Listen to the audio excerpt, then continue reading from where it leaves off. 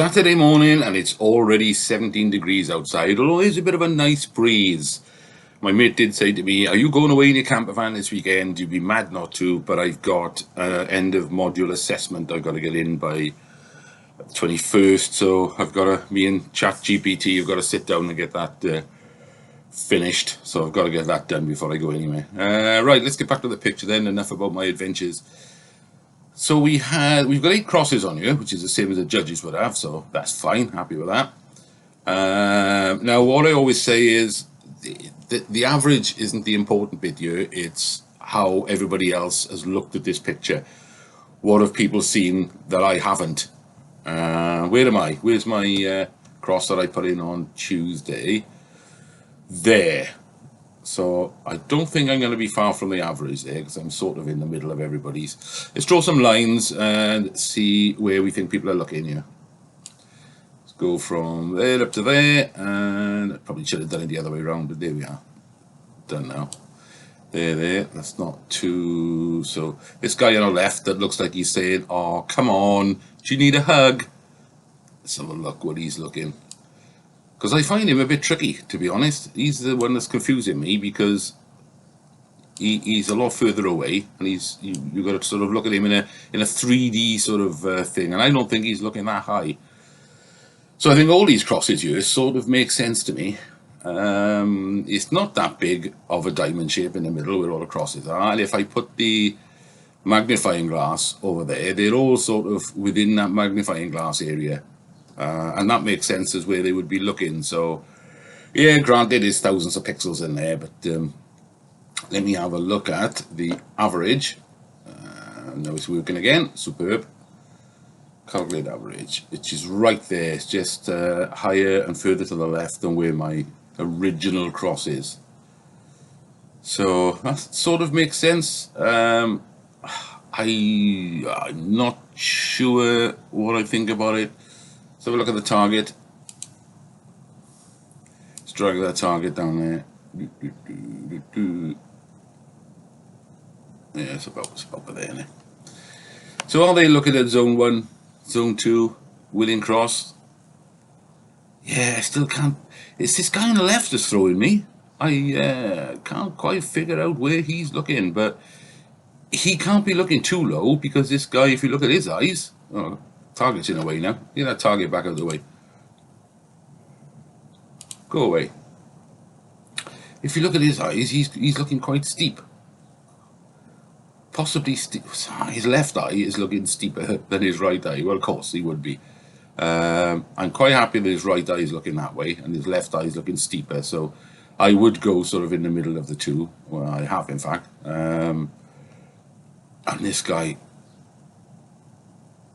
is looking, I don't think he's looking that high, but because of the height that this guy's looking, it's got to be higher than I think it is. So I think somewhere between my cross and the average there has got to make sense. But either way, it's got to be in that diamond shape somewhere, isn't it? Yeah, so yeah, good luck guys for Tuesday. Let's have a look at Revcomps then, because they've got some interesting cars on here this week. So this one here, they added this Ford Escort Mark 1. And when I first saw the picture, I thought that's just a bog standard Mark 1 Escort. And that was my first ever car, was a Mark 1 Escort, hundreds of years ago. And I didn't like the look of the car, but then I noticed it was a twin cam, and I thought, oh, that'd be a laugh, the old Lotus engine. But what attracted me to buy a ticket for it was that there's a cash alternative of 52,000, and I thought, well, as much as I'd like the car, for nostalgia's sake, to reminisce, 52,000 is a chunk in it, so I had to get a ticket on that. And of course, I've got one on the camper van, which comes with £3,000, and I had one on this Audi A3 as well, because I like the Audis, the smaller Audis. I'd probably keep that for a bit. What have they put on there then for next Thursday?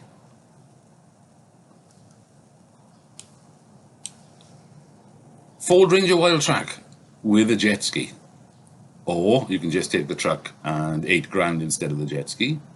Audi R8 cash alternative 65,000, so of course I had to go one on there. I had one on a Volvo for the sake of it.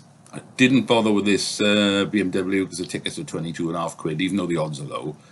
I don't know why I just didn't.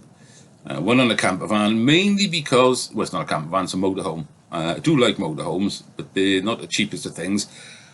And what would I do with it? I've got nowhere to park it, so it'd have to go into storage when I wasn't using it, which means that's going to cost about £500 a year to store. But it comes with 10 grand, so I thought, yeah, okay, that would be worthwhile. I'd keep that for a couple of years probably. Auto drawers, I've got nothing until next Wednesday. I like the look of this Skoda Octavia. It's the diesel version with the DSG auto box. Fast and economical, and it's the same with this one that appeared this morning. This Golf GTD, which has got the DSG auto box as well. Now they quoted at something like 0 to 60, 7.5 seconds, and yet 61 to the gallon. I doubt it's going to do 61 to the gallon if you're driving it everywhere at 0 to 60 in 7.5 seconds, which you will, because you'll thrash it everywhere. But still, it's going to be economical. So that's what we've done there. Not sure what else I've got to add this morning. So we've covered the Spot the Ball and Revcomps. That's about it. Yeah, it's got a short video this morning, isn't it? We did Auto Trade electric car giveaway last week, so that's done. That's it. All I can say is enjoy your weekend, everyone, and good luck for Tuesday. Let's hope Christian comes knocking.